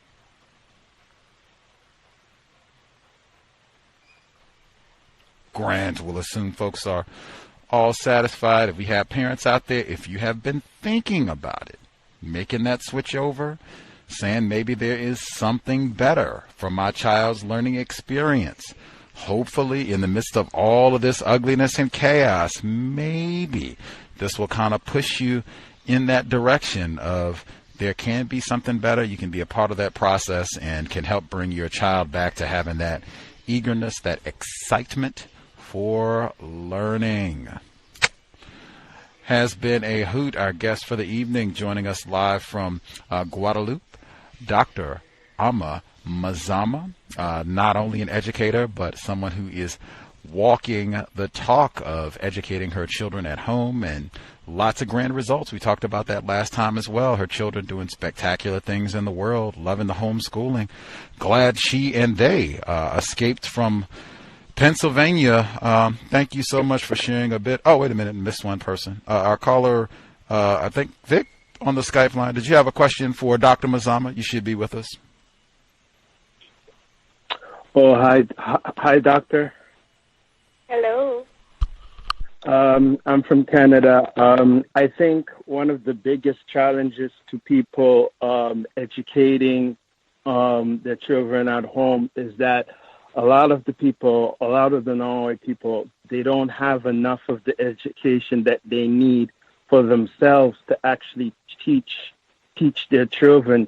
Don't you think a lot of the information that you need to teach your kid, that you yourself have to know, like you have to be like a student yourself in order to teach your kid?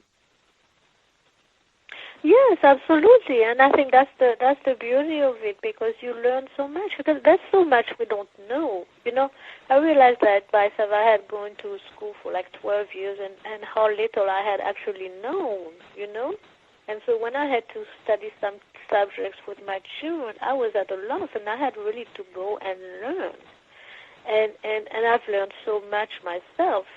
But the beautiful thing is that there's so much information available, And so I think that if parents say, I don't want to do it because I don't know enough, I think this is really a bad faith argument, We can really get information real quick. We can have the children actually look for the information themselves, and it is good because it makes them really autonomous And this is one thing about children who are educated at home.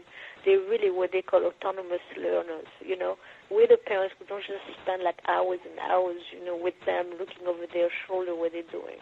We give them tasks, you know, that we've agreed upon, and they complete their tasks. And it really serves them well when they go to college in particular, because, you know, when you go to college, there's no one telling you you've got to do your homework, but because they've been used to working on their own so much, it's a natural habit that they have developed. So, you know, we can find the information easily, you know. I mean, especially in the internet, there's so much, you know. You have books online. You can really look for it. And now, I mean, again, I'm amazed to see the difference between now and, let's say, 15 years ago when I started out, you know, educating my children at home.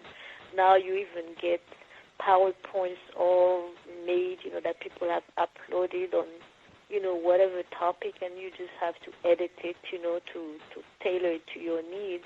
But a lot of work has already been done, and a lot is available, you know. So I don't think parents should really say, you know, I can't do this because I don't know enough. And then we shouldn't fool ourselves. How much do you think school teachers know? You know, it's not to put them down, but, you know, you'll be amazed. You know, you'll be amazed about how little they actually know. You know, they know how to maybe keep students' records in good order, but I am not impressed myself, you know, with the intellectual level of most, you know, the school teachers I have met, and I've worked as a consultant for many years in many states. I was, as a matter of pretty appalled. And I would come home and think to myself, you know, I'm really happy that my children are not going to school, because if they had to be taught by these people who know so little and have so many prejudices, you see, I don't know what would happen to my children. You know, and not to put them down, I'm sure there are some wonderful teachers. I have met a couple, but for the most part, they're not. They're not impressive. And so I think parents can do at least as well as them, you know, with the difference that because these are our children, we care about them, we love them, and we want them to really do well, as opposed to teachers who may not have that really vested interest in our kids.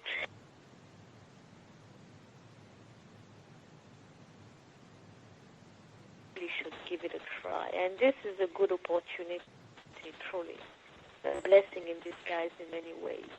That, you know, we can do this, and we must do this, because schools really destroy our children, you know, the sister who just called said, you know, she associates learning with something unpleasant.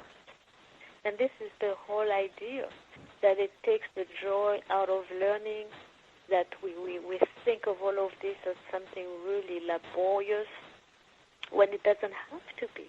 You know, you have kids who hate to read.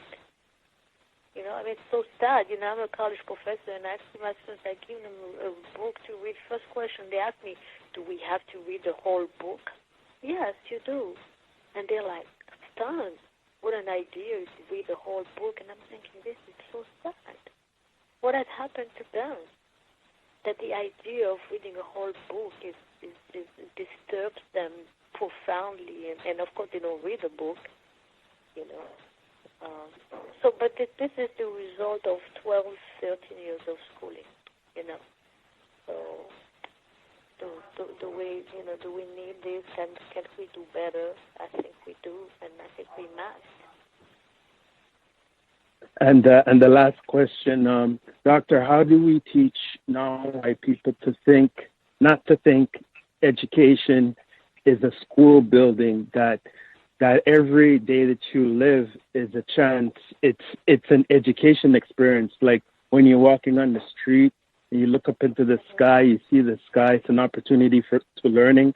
When you speak with a stranger, it's for learning.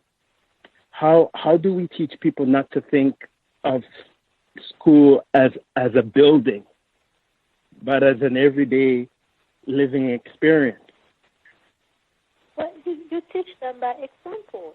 You see, when they hear the conversations you have with your children, when they see the curious spark in your children's eyes, I remember my oldest one, we used to call him Mr. Wise. He asked so many questions, but it was great. It was great. It was a challenge for us as parents because we had to, find the answer. That's when we realized how ignorant we actually were, But we encouraged him to keep asking questions. Question what you see around. Question, why the white people have the big cars and we, are the homeless people, in Center City, Philadelphia, for example. You question, you ask questions, You don't take things for granted. And you encourage critical thinking. So you teach them by example. That's my only answer. And they realize when they have conversations with your children and they see how curious or intellectually engaged your children, they can see that really what they thought education to be may not be the best option. You see? So I don't believe in giving long lectures. I just believe in doing, and then people can see what you're doing, and they can draw the conclusions for themselves. That's very important to walk the walk, not just talk the talk, but walk the walk. That's how you become credible too, and then people start thinking that maybe I should do that more, maybe I should do that too, maybe I should give it a try.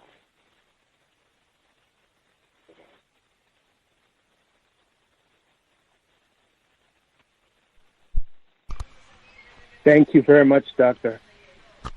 You're welcome. Grand.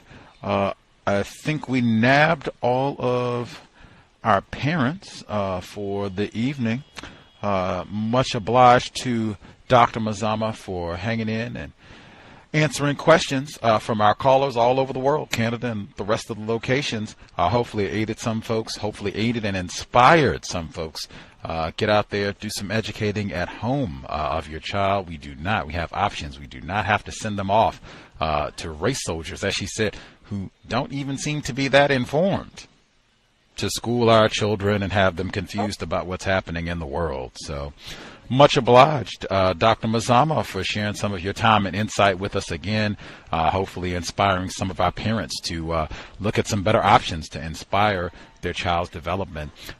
Stay safe and keep up the outstanding work with your children and the work that you're doing at Temple down in Guadalupe. I guess you're the lucky one, got out of the danger zone for the time being. I guess we'll try and hold it down and wish you the best down there in the Caribbean. Yes, I thank you so much for having me, all right? And you yourself, you keep safe and, and we're staying connected.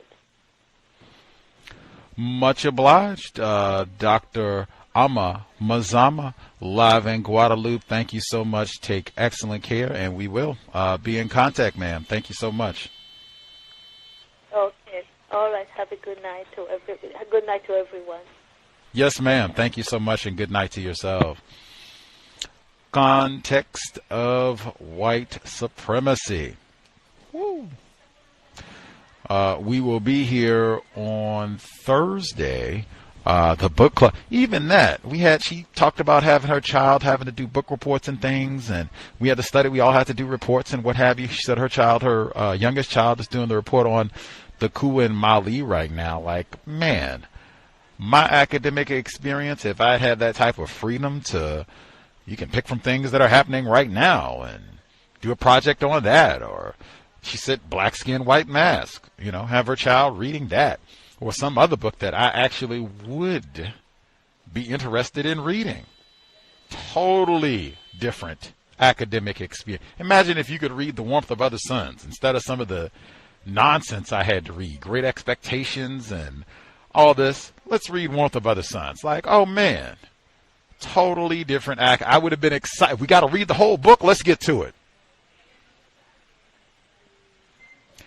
Anywho, we'll be here on Thursday. I wish we were reading The Warmth of Other Suns again, but we are not. We are reading Cased which is written by the author of The Warmth of Other Suns, Isabel Wilkerson. So far, we've only done one session. It was not enjoyable for me. Lots of metaphors. Seems like a type of book that is not particularly accurate about the system of racism, white supremacy. There are lots of books that are palatable to racists that describe or talk about racism in some way, but are not accurate, not going to upset individuals classified as white. It's seeming like one of those texts. We'll have to see. We'll start, or we will resume on Tuesday or Thursday, 8 p.m. Eastern, 5 p.m. Pacific. I think we're picking up on part 2. We got through the first few chapters or so last week, but that'll be Thursday. Workplace Racism Friday, compensatory call-in Saturday, and we should have our Global Sunday Talk on Sunday as well. So full week of programming here at the Cows, and I think, look at the calendar. Yep, Dr. Lathan, she should be here next Thursday. So broadcasting, she mentioned cooking as well, getting her we didn't do that either, have cooking and proper food be a part of the academic program. Like, I don't remember that either, but anywho, any of the parents who dialed in, any thoughts, observations they want to make sure they get it before we wrap things up? Thoughts on how this has impacted your education of your children, if you are homeschooling, or anything else about all of the upheaval we have experienced in 2020, feel free.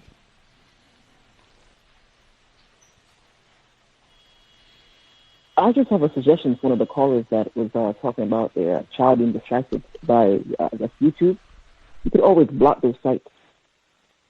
I guess you can probably go to Google to figure out how to block the sites. We can always block the sites that's distracting the child.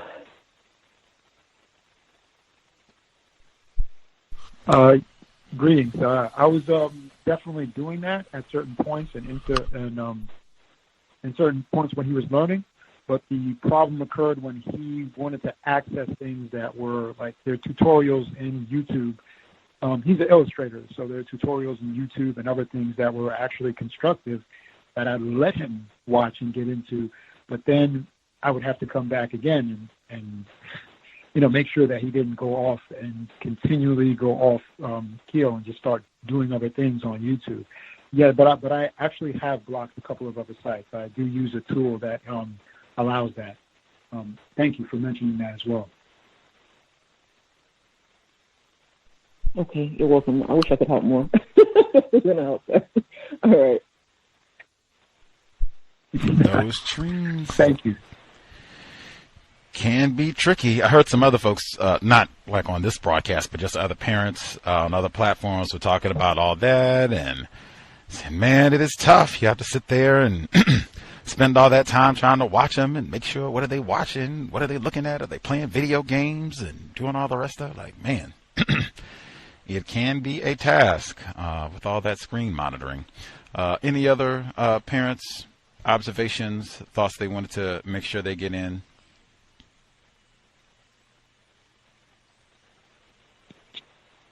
I asked her the question about, I guess, Haiti and Guadeloupe, because I think this homeschooling thing is the solution. Well, I don't know if I can say that, but I think it's a good alternative or a possible solution to a lot of educational problems. Because I have been to Haiti, and I've been here in the U.S. and I've been to a lot of places in Southern Africa, and I would say all of the educational experiences that I've had and that I've seen are pretty bad. And sometimes, like when I'm at a certain location, like when I was in Haiti, I would try to think like I would try to compare it to the U.S. schools and like Southern African places. And at the end of the day, I mean, there would be like subtle differences, but overall they're all poor. They all have their own terrible attributes. So yeah, I'm really glad. I'm really happy about the program today, and I thank you and the doctor. So yeah, thank you. bad school environments where there are going to be dark people. That is a staple of white supremacy. So, yeah, there's lots of room in terms of people that things or areas that we can work on. Education, like anywhere in the world, lots and lots to process. Even what she was saying about folks in Haiti learning that there are 4 seasons and waiting on the snow in Haiti. Now, really? Even the folks in Florida, really, like winter. I don't know. It was 80 degrees when we were hanging out there at the end of December last year. Like, come on. Right there. That's what I said. We said that. Dr. Welsing said that. Waiting, number one, before you have those children, but then it's lots to talk about before you have those offspring. Like lots and lots. Like, what is our academic program for our child going to look like for the first 10 years? Have we talked about that? Have we looked at any schools in the area? Kindergarten, daycare, anything in the area? Have we talked about homeschooling? Have we thought about any of that? All of that should be discussed before conception.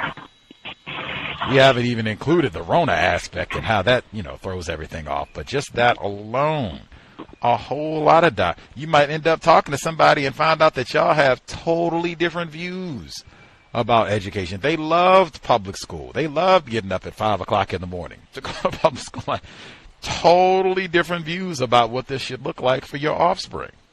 That is good to know before you get to the bedroom. Lots and lots and lots to chat about. Other folks have any thoughts they wanted to share?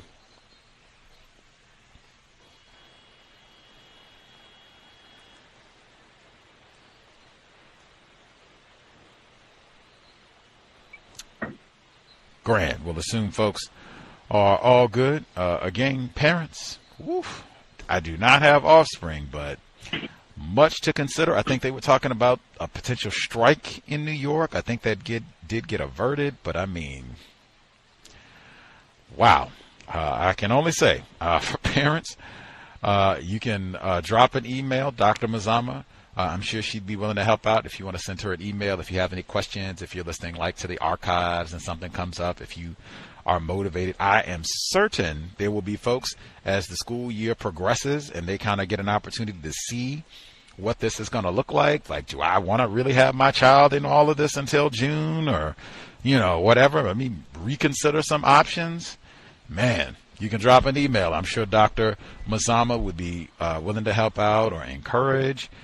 Just be really, really vigilant if you have your child in the school system right now when they're doing all the screen time and what have you, and you feel okay with it. Just ask lots of questions. Check in with your child. That's what she said. Ask, how are you feeling about all this? Are you learning? Are you enthusiastic about all this?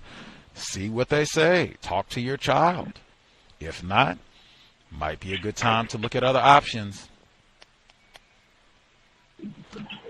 Anywho, as I said, we'll be here on Thursday for Cased Isabel Wilkerson session number 2. Neutralizing Workplace Racism on Friday, 8 p.m. Eastern, 5 p.m. Pacific, and the compensatory call-in Saturday, 9 Eastern, 6 Pacific. With that, much obliged for the folks who tuned in. Hope it was worthy of your Thursday evening. We had to have a little patience, hang in there for a minute, but we're able to pull it off. Hope we got some info that was of some value for the folks participating. Whites only.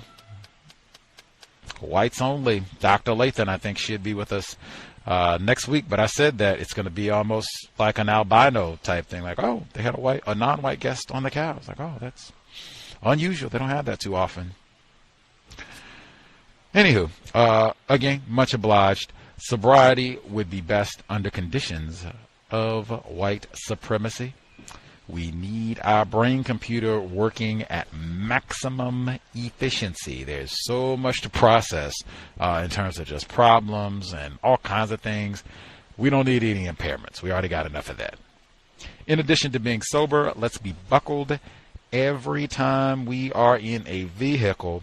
Again, I'm of the opinion that we should be hunkered down. Like they have, I think it's a blanket wide recommendation. It might be from like the tip of California, San Diego, all the way up to the Canadian border, where it's basically you don't want to be outside at all.